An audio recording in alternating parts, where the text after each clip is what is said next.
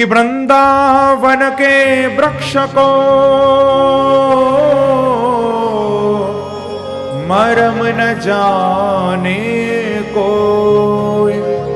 डार डार और पात पात श्री राधे राधे हो।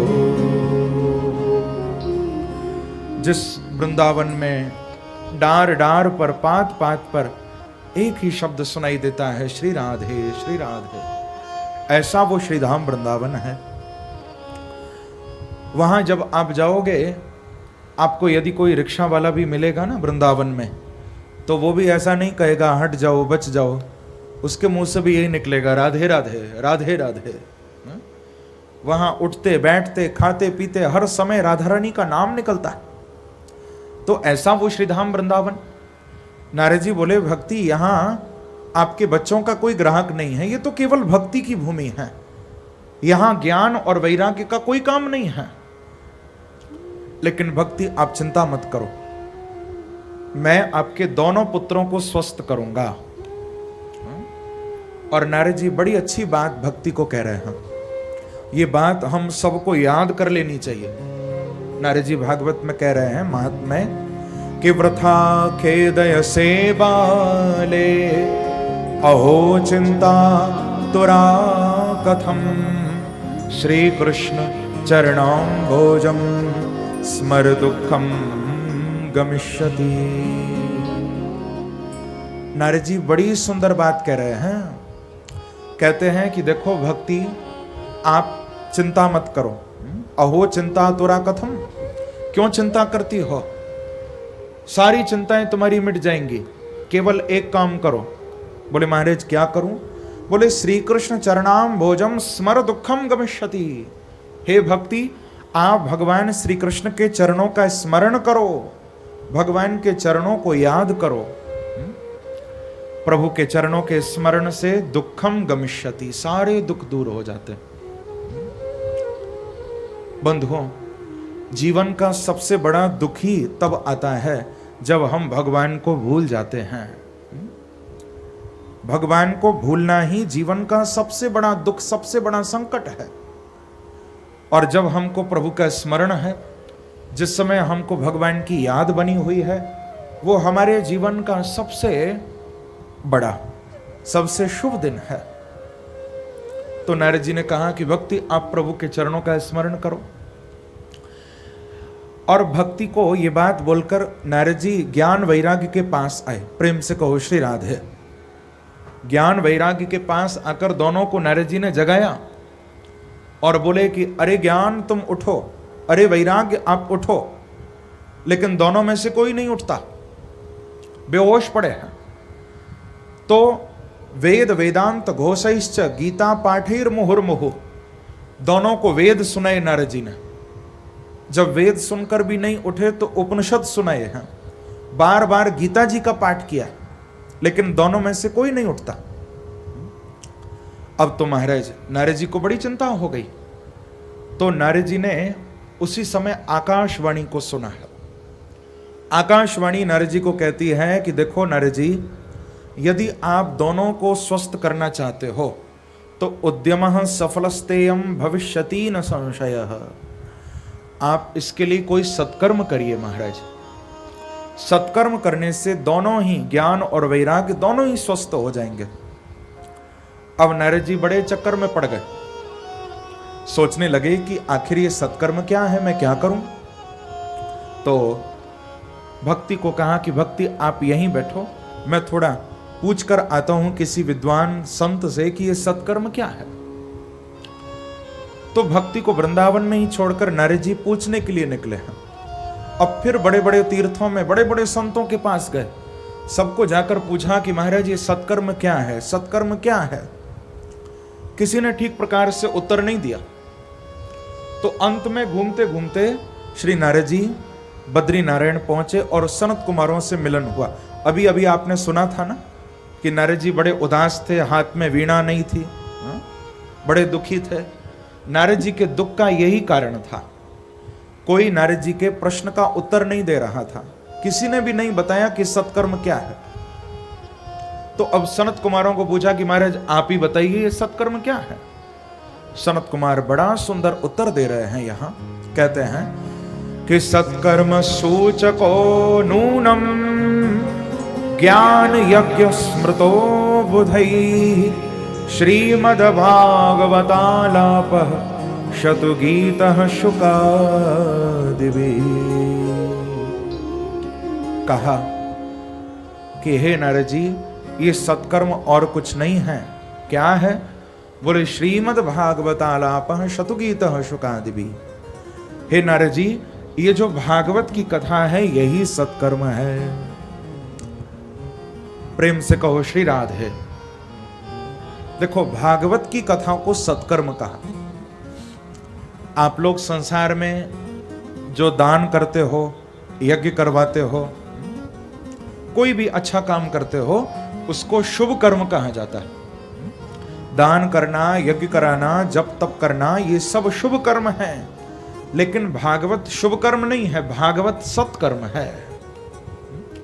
संसार का जितना भी शुभ कर्म है बंधुओं, चाहे दान हो, यज्ञ हो, तप हो, जप हो, उस सब को करने के बाद आपको स्वर्ग जाना पड़ेगा। ध्यान देना, क्योंकि शुभ कर्मों का फल ही स्वर्ग है। और स्वर्ग में आप कब तक रहोगे? बोले जब तक आपने वो अच्छे कर्म किए हैं, जब तक वो शुभ कर्म बाकी हैं, तब तक आप स्वर्ग का सुख भोगोगे। और वो शुभ कर्म समाप्त होते ही स्वर्ग से फिर कहां आओगे? क्षीणे पुण्ये मर्त्यलोकम विशंति। स्वर्ग से फिर वापस यहीं धरती पर आना पड़ेगा। लेकिन भागवत सत्कर्म है। मैंने आप लोगों को बताया था सत का अर्थ होता है जो कभी मिटता नहीं है। त्रिकाला बाधित सत्वा कत्वम सत्वम, जो कभी मिटेगा नहीं वो सत है। और भागवत को सत्कर्म कहा गया, यानी कि भागवत को सुनकर, भागवत को सुनाकर, भागवत को सुनवाकर हमको सत्कर्म की प्राप्ति होती है। ऐसे अद्भुत पुण्य की प्राप्ति होती है, बोले जो पुण्य कभी मिटता नहीं है। और भागवत को सुनकर हम कहीं स्वर्ग में नहीं जाएंगे, नरक में नहीं जाएंगे।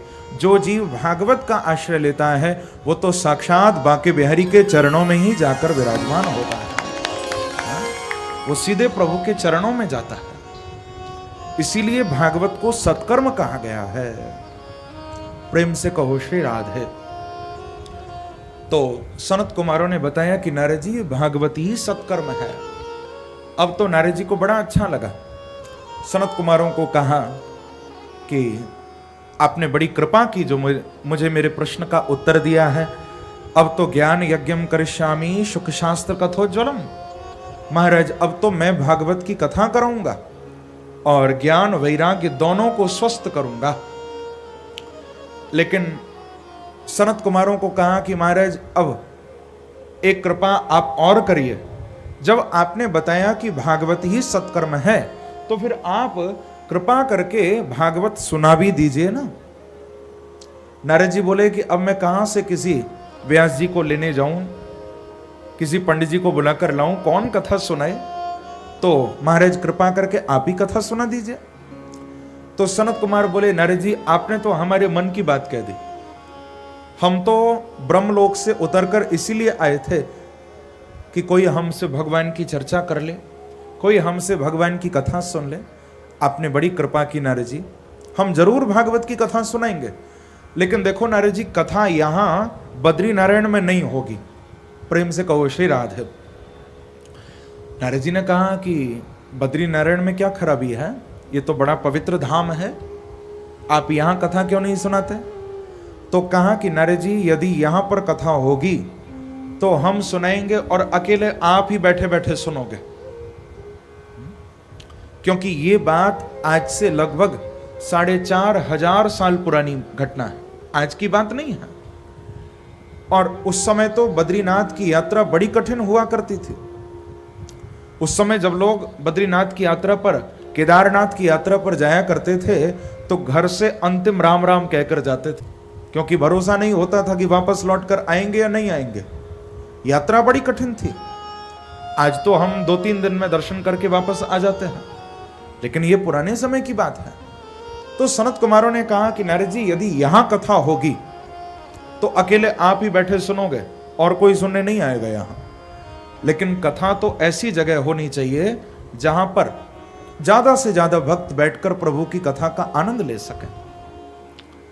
तो नारद जी हम आपको बहुत सुंदर स्थान बताते हैं कि शृणु नारद वक्ष्यामो विनम्राय विवेकिने गंगा द्वार समीपे तो तटमानंदनामकम। बड़ा सुंदर स्थान बताया है। कहते हैं कि देखो नारद जी, हम बद्रीनाथ से थोड़ा नीचे उतरते हैं। बद्रीनाथ से जब आप नीचे आओगे तो एक बड़ा सुंदर स्थान है जिसको क्या कहते हैं, हरिद्वार। गंगा द्वार समीपे तो तटमानंद नामकम।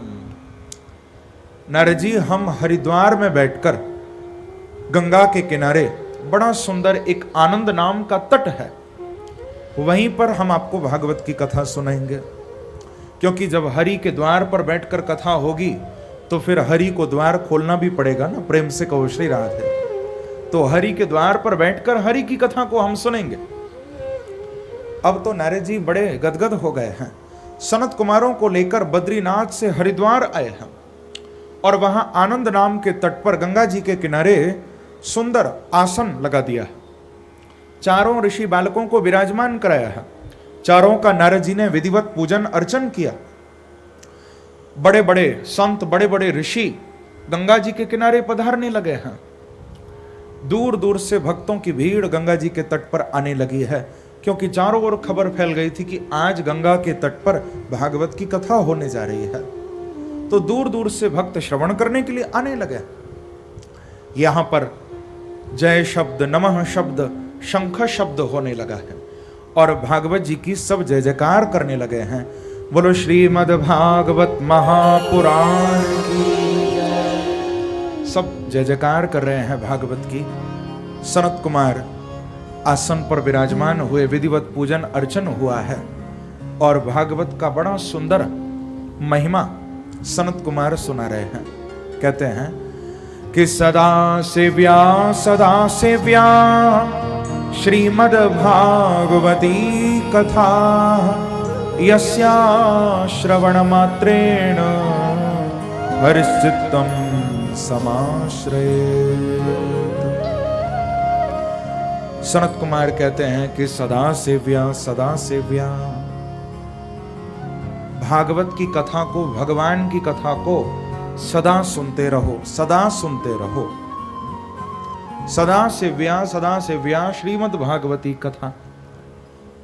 किसी ने कहा कि महाराज अरे एक बार सुने, 2 बार सुने, 3 बार सुने, कितनी बार? कोई लिमिट तो होगी, क्योंकि कथा तो वही है, वही राम कथा, वही कृष्ण कथा। कथा तो बदलती नहीं है, वही भगवान की लीला है। फिर महाराज कितनी बार सुनी जाए कथा? देखो बंधुओं, आप लोग जैसे हरिद्वार में जाते हो गंगा जी के किनारे स्नान करने के लिए, हर की पौड़ी पर स्नान करने की कितनी महिमा है। हाँ? दूर दूर से भक्त गंगा जी के उस घाट पर जाकर स्नान करते हैं, गोता लगाते हैं। अब आप बताइए, क्या गंगा जी का वो घाट बदल गया है? वो तो हजारों साल पुराना घाट है। वहीं पर उसी हर की पौड़ी पर जाकर सब स्नान करते हैं। घाट नहीं बदला, लेकिन उस घाट के नीचे बहने वाला गंगा का जल वो कभी पुराना भी नहीं होता। आप जब चले जाओ गंगा जी का जल आपको नया ही मिलेगा। हाँ, घाट वही है, लेकिन उस घाट के नीचे बहने वाला जल वो हर पल नया है, नित्य नूतन है, वो कभी पुराना नहीं होता। बंधुओं, ऐसे ही भगवान की कथा भी है। अब कथा तो वही है, वही राम कथा, वही कृष्ण कथा, भगवान की कथा कभी बदलती नहीं है। लेकिन आप जब जब कथा में आकर बैठोगे तो आपको हमेशा नए आनंद की अनुभूति होगी।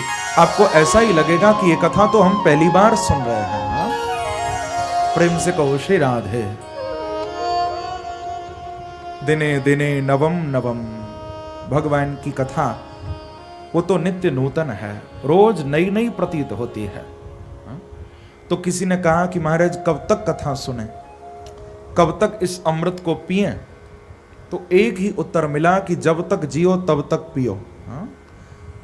जैसे भोजन करने से कभी तृप्त नहीं होते ना, सुबह भी अलग चाहिए, दोपहर में भी अलग भोजन चाहिए, शाम को भी फिर चाहिए। कभी ऐसा कहते हो कि महाराज बस अरे वही सब्जी वही रोटी कितनी बार खाएं? कभी ऐसा कहते हो? नहीं ना। तो जब भोजन से हमको संतोष नहीं होता तो फिर भजन से क्यों हम संतोष करते? प्रभु की कथा से क्यों संतोष करें? जब जब जहां जहां प्रभु की कथा सुनने को मिले तब तब हम बड़े भाव से भगवान की कथा का श्रवण करें। तो सनत कुमार भागवत जी की महिमा सुना रहे थे। अब देखो बड़ा चमत्कार हो गया। कथा तो हो रही थी हरिद्वार में, लेकिन हरिद्वार से भागवत की उस जय जयकार का शब्द वृंदावन में भक्ति ज्ञान और वैराग्य के कानों तक पहुंच गया।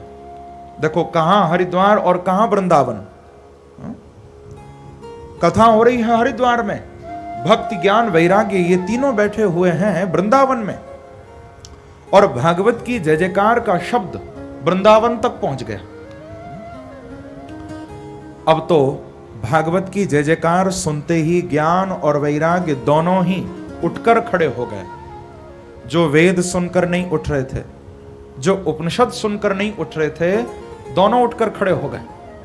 और अपनी मां भक्ति को दोनों ने कहा कि मां हमको आप हरिद्वार ले चलो, हमको भगवान की कथा सुननी है।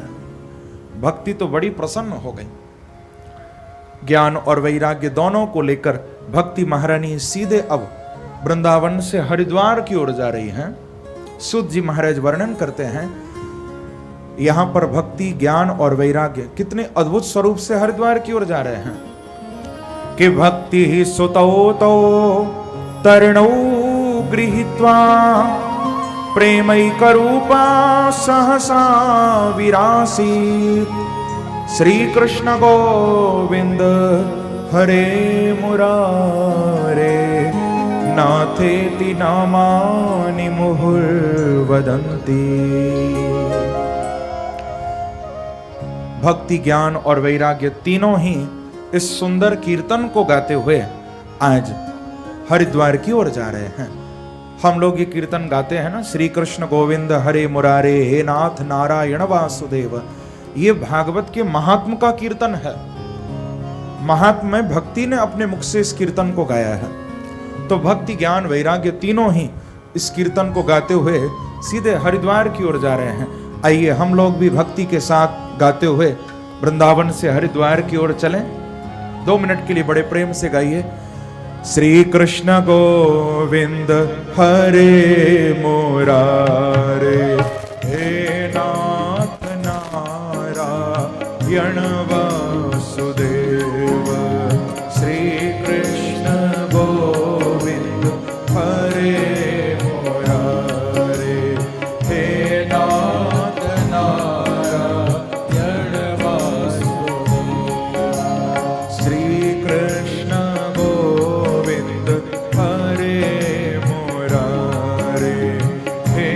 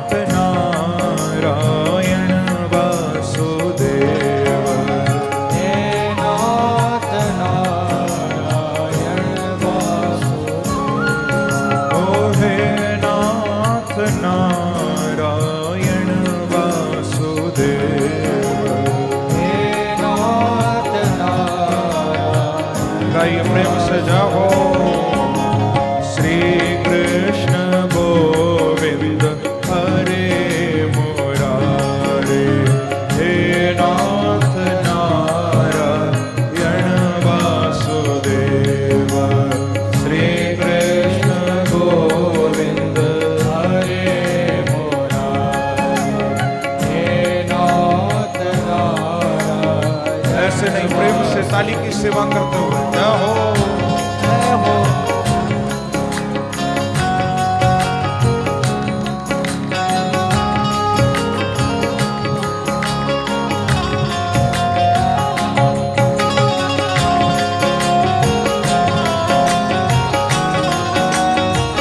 एक बार कहिए श्री राधे।